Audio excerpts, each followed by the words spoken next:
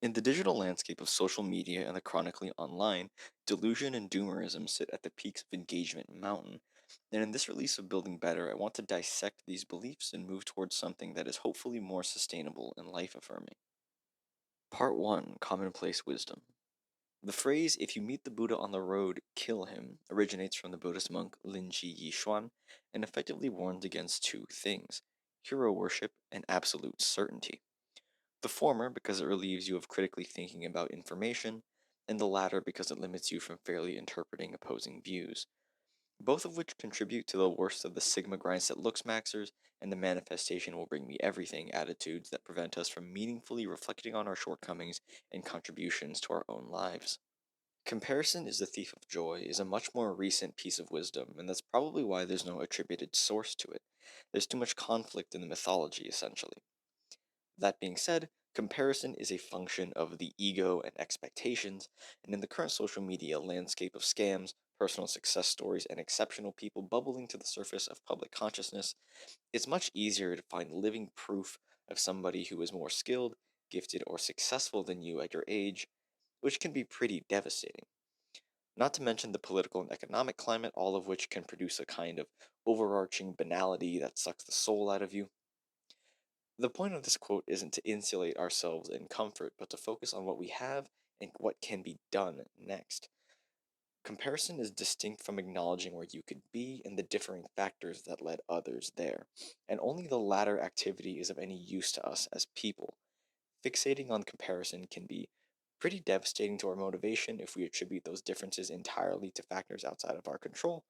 Not that there aren't external factors that play big roles, but there's a balance that needs to be struck that comparison pushes us very far away from. Part 2, Personal Utility versus Scientific Rigor. There's an entire discussion in philosophy about self deception, and even before that, the ethics of holding beliefs based on evidence. Evidentialists hold the position that people are only justified in their beliefs if there's sufficient evidence for it. And Kant, who predates evidentialism, goes so far as to say that it's unethical to act out of line with the truth. Some evidentialists draw a line in the sand between pragmatic justification and epistemic justification, but that's a broader argument than this video really intends to cover. The mind isn't particularly partial to evidentialist thinking. We form cognitive dissonances all the time, and it's not inherently unethical to have them. I don't think it's unreasonable, though, to demand that we interrogate our dissonances and try to pick them apart. Cognitive dissonance, if you're not sure, is the friction that occurs in our minds when we hold two mutually exclusive or highly conflicting beliefs.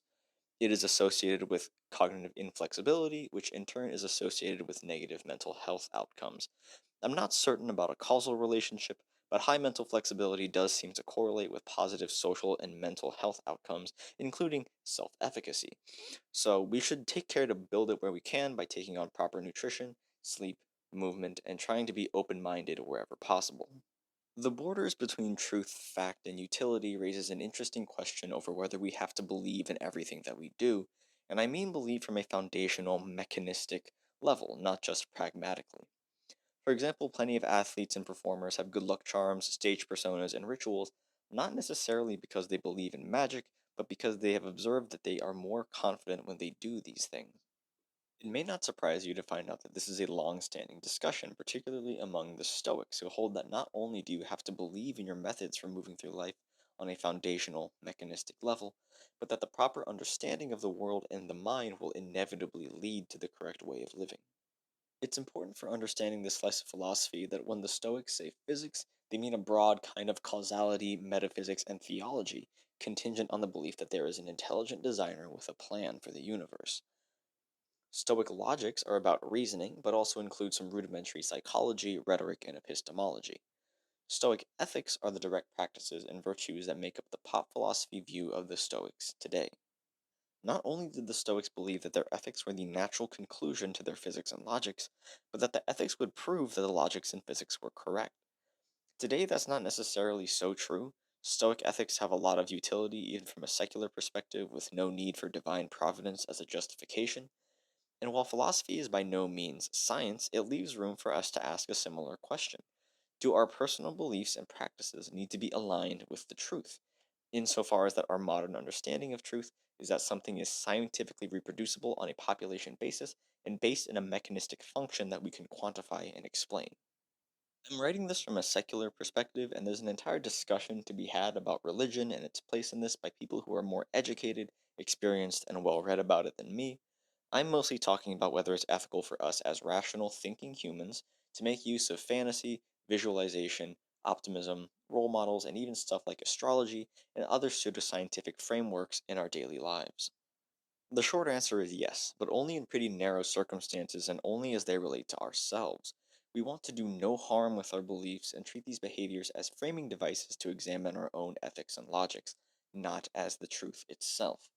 The physics should be as scientific as possible while still avoiding dogma. Fiction can contain truth, even if it's categorically not based in fact, and it can be ethically applied as one of many ways to examine our own thinking and to guide our development as people. Part 3, Fantasies. Note that I am using fantasy as an umbrella term for daydreaming, imagination, and visualizing events that could feasibly, but not necessarily plausibly, happen to you in your lifetime.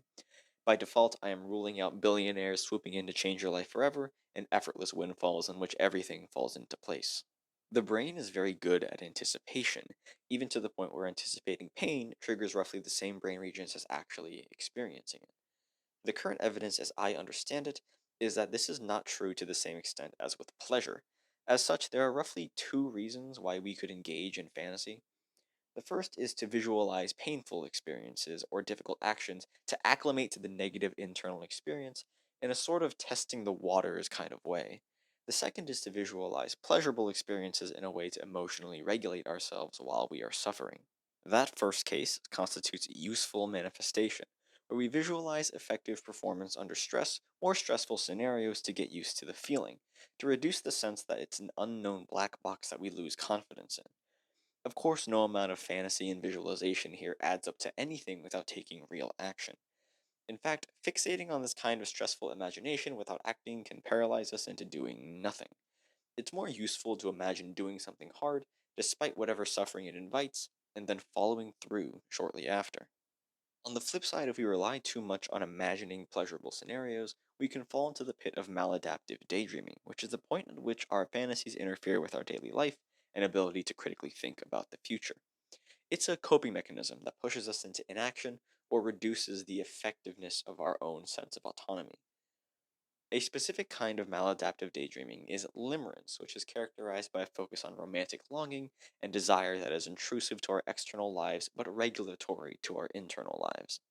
The metric that we use to determine whether a behavior is harmful or not is ultimately based in performance and subjective experience. For our purposes, we'll examine a behavior's impact on our sense of responsibility and autonomy. At one end, people think their actions have no impact on their lives and that they have no choice in what actions to take. At the other, people may think that their lives are entirely based on what they do or think with no basis in context or external factors. Where on this spectrum is the healthiest place to lie depends on the individual, so I'm not going to prescribe anything. In Hindu philosophy, there are three qualities that we can find in our mind and generally our lives, which are rajas, tamas, and sattva. This is a paradigm that I find suits me very well, so I bring it up in this video. Rajas is the quintessential hype state where the mind hyperfixates on one thing, leaving choice as a distant third compared to interest and effectiveness. Tamas is a kind of lethargy, torpor, and apathy where nothing really seems to matter, so it's hard to make a reasoned decision. Last, and framed most often as the best, is sattva, which is all about clear decision making driven entirely by an unobstructed will. It's couched in a bit of flowery language, but very essentially based on that state that lets you make as many free, informed decisions as possible. Getting the right balance of personal responsibility and autonomy in our heads is, to me, the most important thing a person can do for themselves because our ability to make decisions and feel good about them underlies basically our entire lives. It's part of a narrative that we tell ourselves, and that narrative is incredibly important to our well being. Of course, we want that narrative to be based in reality, but a story without prose and literary devices is a boring read, one that's prone to slipping out of our minds like water between our fingers. For better or worse, we benefit from having a little bit of non reality to grab onto. And I think this is why so many people like astrology, tarot, MBTI, Enneagram, or their Harry Potter house in Knight's Radiant order. They're paradigms that people can interpret themselves through from a perspective that's external to reality, just enough for them to step outside of the metaphorical house in case there's a fire to take care of. Part 4, Mindset. We're going to take a small aside here from the nature of mindsets themselves to talk about the desired outcome, which is self efficacy. For those unaware, self efficacy is the belief that we have in ourselves that we are capable of executing the necessary tasks to meet our goals or reach an arbitrary level of performance. Like with confidence, we want to reach a healthy level of self efficacy that enables us to work towards our goals, but doesn't delude us that everything is within our control. There are a few ways to build self efficacy. Among them are mastery experiences like succeeding on a difficult task, watching others similar to you succeed, and feeling as though success is a reasonable outcome for you. The thing is that everything above is a matter of perception and highly depends on how you think about the world.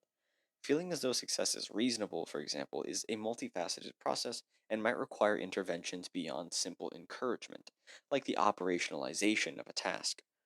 This is likely why gamification is such an effective method of inducing behavior change through habits and metrics. It breaks down what could be interpreted as an abstract impossibility into a series of discrete actions.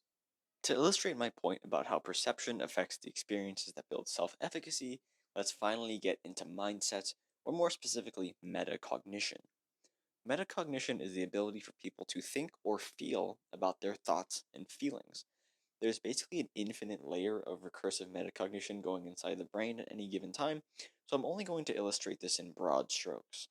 So, starting from the top, we have our thoughts, which generally feed in from our senses and predisposition to trigger some kind of emotional response as a feeling, which, if we follow through on, produces a behavior. Generally speaking, our behaviors interact with the world in some way, and we get hit with some kind of consequence, either positive or negative. Our thoughts take notice of those consequences and then adjust how we feel and what we'll do next time. This is the basic loop of the human experience. I say basic because we're entirely leaving the metacognitive layer out of the chart. If we add it like we did here, we see that our thoughts can observe our consequences and behaviors, as expected, but also our feelings and our thoughts themselves. Most of us are familiar with observing the link between our behaviors and their consequences, same with our feelings and our behaviors, but we're generally speaking pretty unpracticed as a culture to examine our own thoughts with that same kind of scrutiny.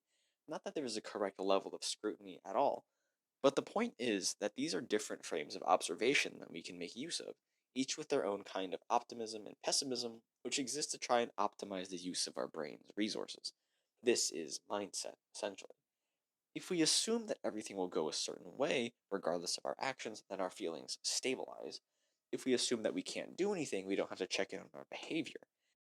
If we're really attached to thinking of ourselves in a certain way, then we don't need to examine how we think about situations. We can just rest assured that we're right and that something else needs to move over and change. Of course, we can always make changes to any of these levels. This is cognitive reframing, and it can be a rather long process to get right.